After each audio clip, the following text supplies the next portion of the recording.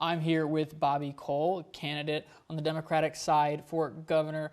Bobby, thank you for taking the time to talk with us today. I appreciate it, Adam. Well, for all of our viewers who aren't familiar with you, I'd just like to give you the chance to start off at the top.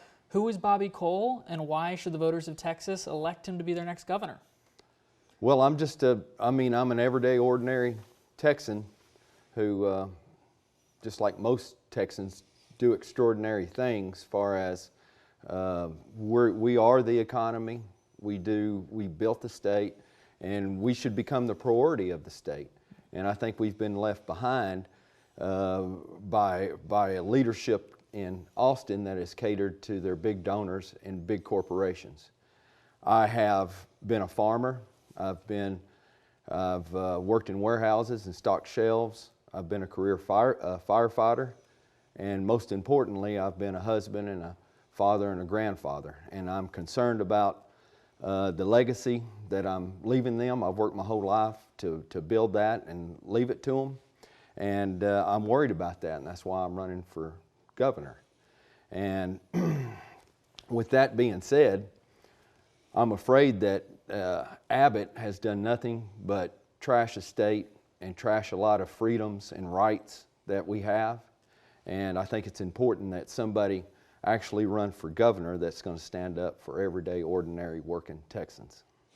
So I think when people hear your background, a first responder, farmer, a lot of these things are typically associated with the other side of the aisle, the Republican Party. What inspired you to be a Democrat and run in the Democratic primary? Well, I come from a long line of blue-collar, working-class, union parents and grandparents, and so as far as I'm concerned, I didn't really have a choice other than to be a Democrat. But the reason I'm running is exactly because of that. I'm from rural Texas, and I've lived a life that a lot of rural Texans have lived.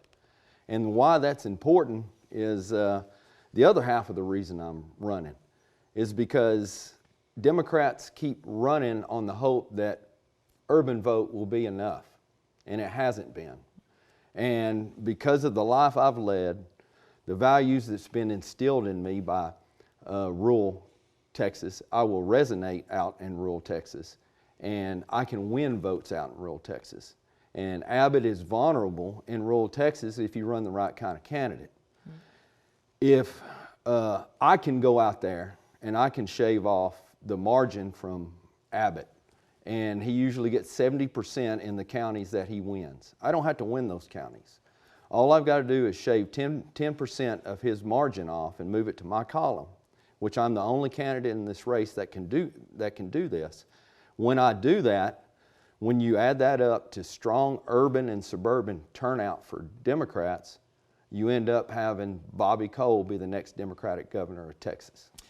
When you're out there talking to rural Texans, what do they see as the biggest problems with the Abbott administration? Well, I think, I'm going to cast a little shade on the Democratic Party. Democratic Party sort of forgot rural Texas. And Abbott and the Republican Party sort of waltzed out there to rural Texas and told them that they were for rural Texas and rural communities. I think it's becoming obvious between what's happened to our schools and our hospitals and affordability that has been a lot of talk and not a lot of walk and really backed up. And so I believe they're ready for somebody who will actually bring them a different kind of message. I'm not pushing the Democratic Party. I'm pushing me, somebody that's from them, of them, and they can trust me, and I will advocate for them every day I'm in Austin, and I won't cater to big corp and big donors. I'm only there to fight for working people and whatever they need to be able to build a life in this state and raise a family. So I think you've laid out a pretty compelling case as to why you think that you could win the general election.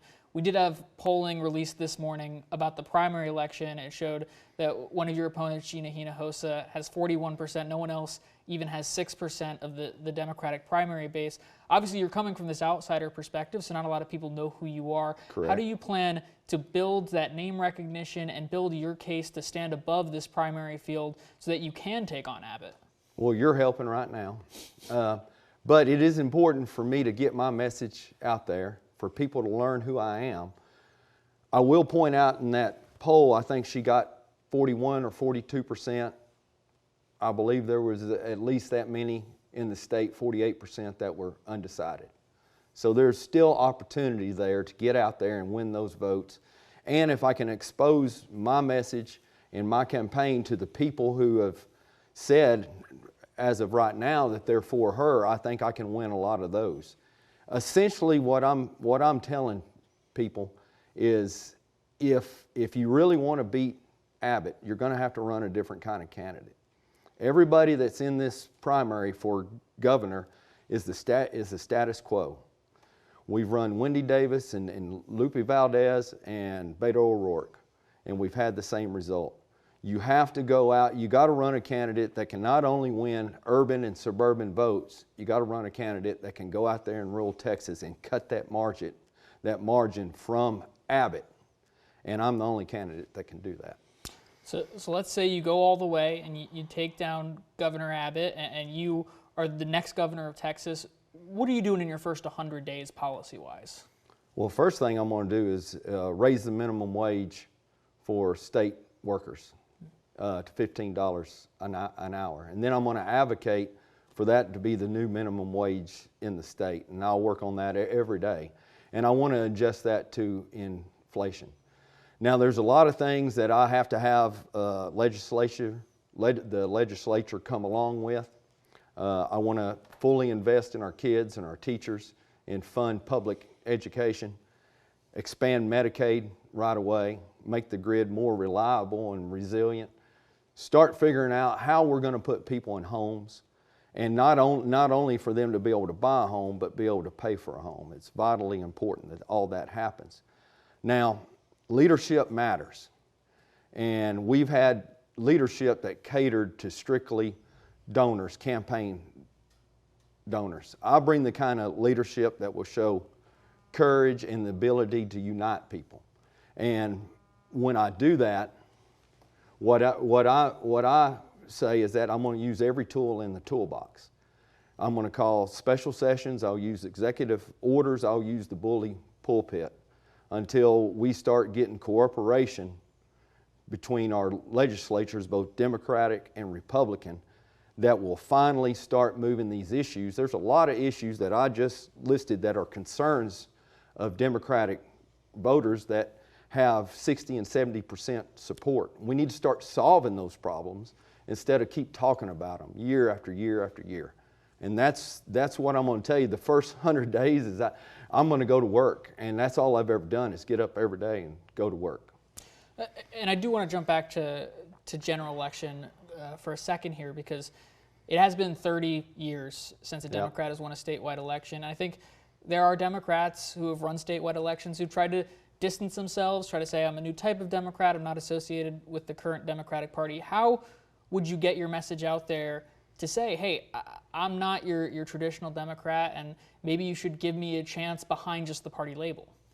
Yeah, like I said, I am running as a Democrat, but I'm not telling them to trust a Democrat. I'm telling them to trust me, because I was raised a Democrat, but a traditional Democrat, and that means that rights are important, freedoms are important, but hard work and the value of hard work's important.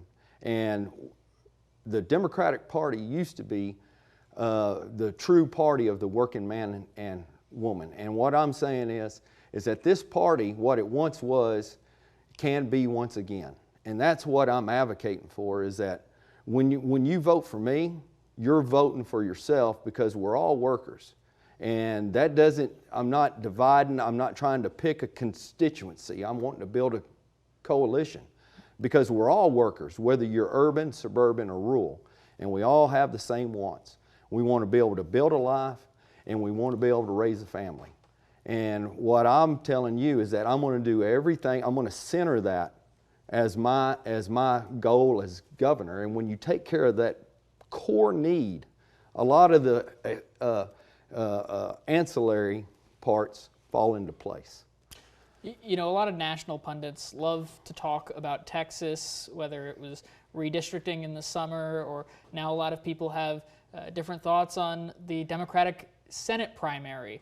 When you see these conversations that are happening in the national media with these national pundits, what is one thing that you think that the national media gets wrong about Texas? Well, I think we're looking for a savior to break through, and I think a lot of Democrats in this state are looking at that Senate race as that's our opportunity to break through in this state. And I am not going to undersell what a statewide Senate win for the Democrats would do. But if you really want to help people in this state, and I don't think the national media has picked up on this, you've got to capture the governor's office.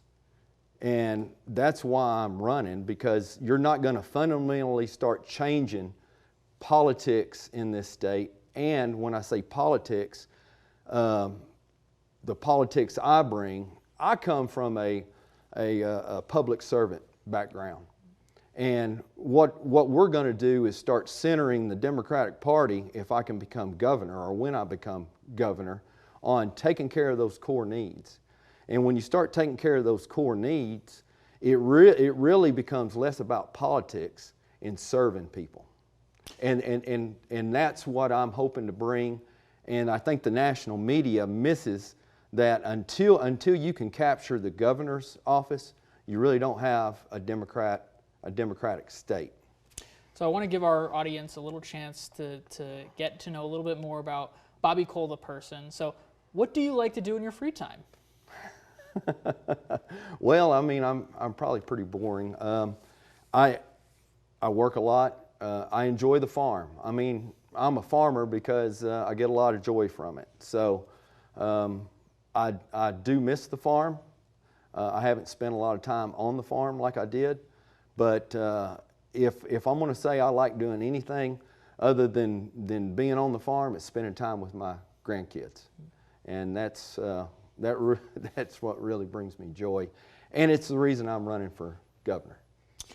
Well, thank you so much for taking the time. Is there anything else you want to touch on that we might have missed? The last word's yours. Yeah, I'd like to plug the campaign. If anybody watching hears anything that they resonate with or motivates them, you can go to coleforgovernor.com. I'm a grassroots campaign. I need people to volunteer. I need hearts, minds, and souls to go out there and help me do the work. And then the very last thing, money makes the world go around, and it also makes campaigns go around. So any donations are gladly accepted. Thank you, sir. Well, Bobby Cole, candidate for governor, thank you so much for joining us. Thank you.